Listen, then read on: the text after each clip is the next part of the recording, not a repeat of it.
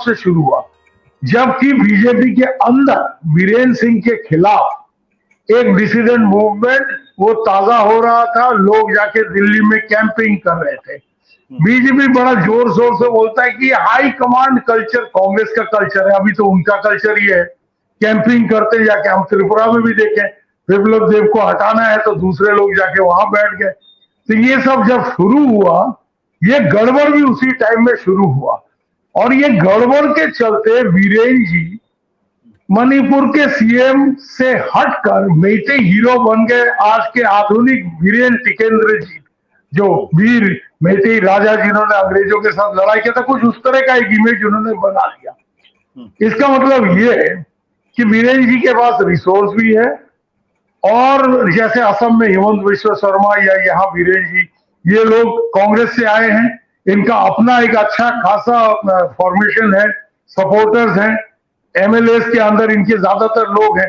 तो यहाँ ज्यादा छेड़छाड़ इनसे करेंगे, ये एक अलग रीजनल पार्टी बना के निकल कर आ जाएंगे, असम जनता पार्टी, मणिपुर जनता पार्टी जाएंगे। और बीजेपी का वहां नॉर्थ ईस्ट में कहीं भी उतना जबरदस्त पकड़ नहीं है जिसके चलते वो अपना घर को संभाल सके। अगर ये लोग भगोड़े लोग जो आए हैं उनके साथ, और जिनके तहत वहां सरकार इन्होंने बनाया है, आगे बढ़ाया संगठन को, तो ये लोग अगर निकल जाते हैं, ये रीजनल सत्रह इसलिए बहुत पावरफुल हैं और इनका हटाना बहुत मुश्किल है। इनके पास रिसोर्स भी है, और रिसोर्स का सोर्स मैं यहाँ बहस में नहीं लाना चाहता हूँ, पर हमें पता है अच्छी तरह से। सुबीर, यहाँ पे सवाल ये है कि अगर 4500 के आसपास अगर light machine gun, medium machine gun अगर वो आर्मरी से लूट लिए जाते हैं, लाखों की संख्या में अगर बुलेट लूट लिए जाते हैं, तो क्या यह माना भी जाए कि वहां पे सरकार कुछ एग्जिस्ट भी करती है, कोई सिक्योरिटी फोर्सेस का कोई अस्तित्व भी है? क्योंकि ये तो बहुत बड़ी संख्या है। इतनी बड़ी संख्या में अगर लोगों के पास लाइट मशीन गन और मीडियम मशीन गन है, तो ये तो बहुत खतरे की बात है। इसका मतलब वहां सरकार एग्जिस्ट नहीं करती। मुझे आजकल मार्क्स का नाम लेने से हमको गाली पड़ेगा, पर मार्क्स ने जो कहा था ना, स्टेट हैज विदर्ड अवे और विल विदर अवे, तो यहाँ वो स्टेट विदर अवे वाला सिनेरियो है। अच्छा, यहाँ आप शायद एक छोटा सा गलती कर रहे हैं, 4500 मशीन गन नहीं, 4500 असॉल्ट राइफल्स जो है वो गए हैं।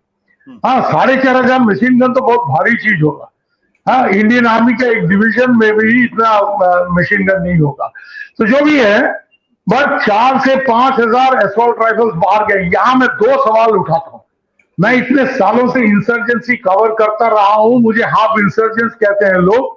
मैं आपको एक चीज बताता हूं, यहां बड़ा कोई इंसर्जेंट ग्रुप जाके कोई थाना लूटता है कि 100 गेरिला जाके थाने पे हमला कर दिया, वो हम मान सकते हैं।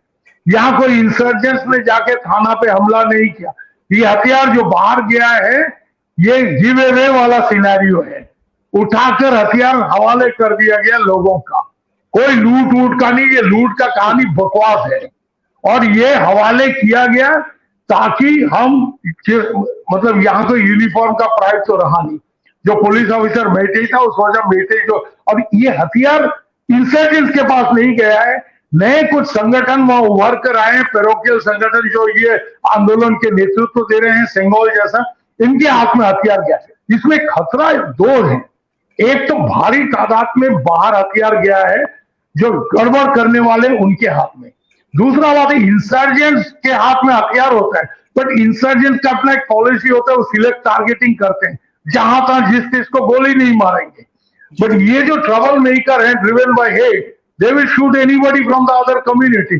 तो खतरा यहाँ इस बात का है, और ये इतना बड़ा नाटक, 2 नाटक हमको इस बार मणिपुर में देखने को है। एक बीरेन जी का रेजिग्नेशन, कि उनका रेजिग्नेशन फाड़ के फेंका जा रहा है, ये सब नाटक तो ना करें बेहतर।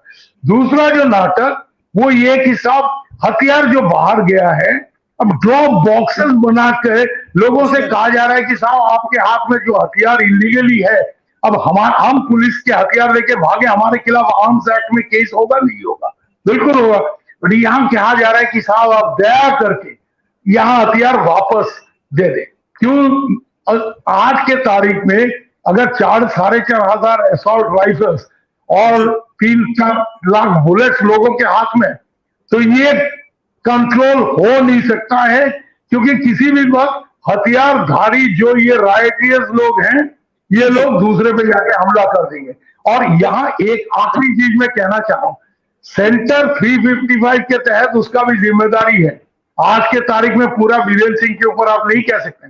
सेंटर ने 355 लागू कर दिया, अमित शाह जी वहां गए। मैं एक छोटा सा सवाल पूछता हूं, यूनिफाइड कमांड का स्ट्रक्चर वहां क्यों नहीं हो रहा है? फौज को तैनात किया गया, बट फौज को ऑपरेटिंग पावर जो है, जो यूनिफाइड कमांड के तहत और आफ्सा के तहत आता है, वो नहीं है। अब फौज वहां हेडलेस चिकन की तरह घूम रहा है कि साहब ये 4000 हथियार कहां से बरामद किया जाए।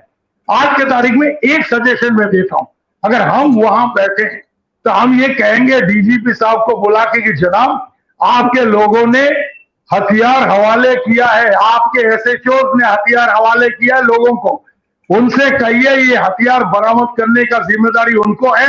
7 दिन के अंदर अगर ये हथियार वापस नहीं आता है तो इनका पेंशन बंद होगा, सस्पेंड हो जाएंगे।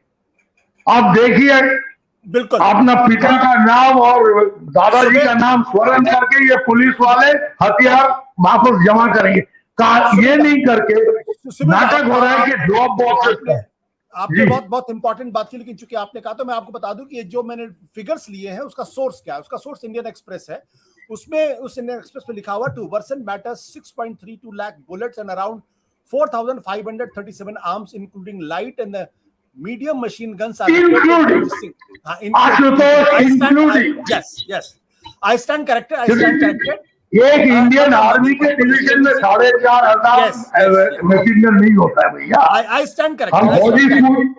हम फौजी स्कूल में पढ़े हुए हैं साहब। सुबिरदा I stand corrected। तो ये सिर्फ पुलिस के यहाँ से नहीं गायब हुआ, बल्कि Manipur police training centre, 7th reserve battalion and 8th Manipur सब हथियार उठा के दिया। यस, अब कि हथियार दिए गए। मोनिदीपा, क्या ये सरकार की मिली भगत से हो रहा है या ऑफिसर्स अपने लेवल में इस तरीके की कार्रवाई कर रहे हैं? Monideepa, you have to unmute yourself. Yeah, unmute myself. Oh.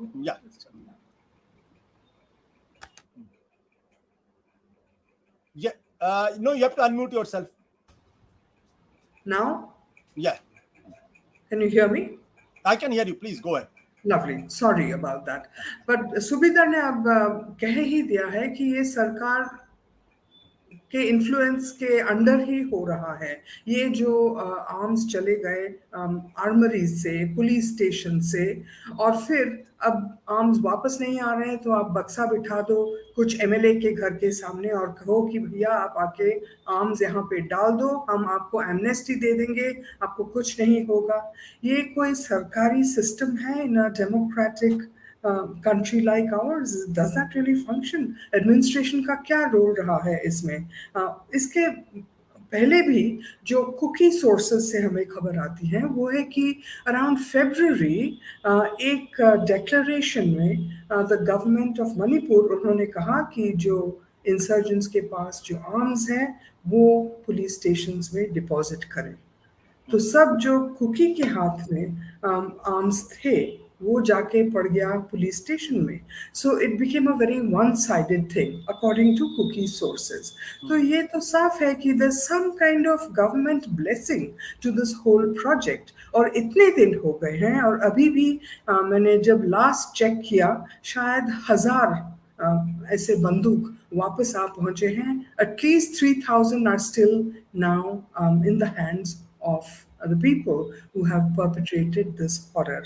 तो इसमें तो थोड़ा शक होना ही है कि इसमें सरकार का क्या रोल है। नॉट ओनली सरकार, the bureaucracy, the police administration, और वहाँ पे जाके पड़ गए इतने सारे आर्म्ड फोर्सेस, वो बेचारे यहाँ वहाँ घूम रहे हैं। ऐसे भी सिचुएशंस आए हैं जहाँ पे the Assam rifles have clashed almost physically with the Manipur police। ऐसे हालात है वहाँ पे। The administration is seen as partisan, कि एक साइड पूरा वन ग्रुप के साथ साइड कर रही है और दूसरा साइड दूसरे ग्रुप के साथ साइड कर रही है। तो ऐसे हालात में what do you expect? I mean 355 is probably the least of the options available, and definitely Chief Minister Biren Singh, how can he escape responsibility for a situation like this? सत्य हिंदी का app download करें Google play store पर।